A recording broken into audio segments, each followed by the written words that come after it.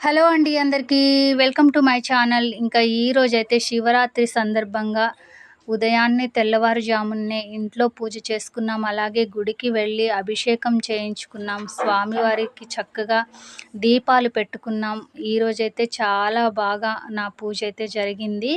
ఇంకా సాయంత్రం అయితే స్వామివారి కళ్యాణం ఉంటుంది కదా! మరి స్వామివారు, అమ్మవారు పెళ్లి కూతురు, పెళ్ళికొడుకు అవుతున్నారు కాబట్టి తప్పకుండా స్వామివారికి, అమ్మవారికి వరమాల ఉండాలి కదా! ఇంకా మన ఇంట్లో ఉన్న చాలా రకాల పూలతోటి ఇలా నేనైతే అమ్మవారికి, స్వామివారికి మాలైతే కడుతున్నాను. చూడండి నా చేతిలో మాలైతే ఉంది. ఇది ఏ పూలతో కట్టాననేది మీరు గెస్ చేసి నాకు తప్పకుండా కామెంట్ పెట్టండి. ఇంకా కంప్లీట్ అయితే అయిపోయింది మాల కట్టడం.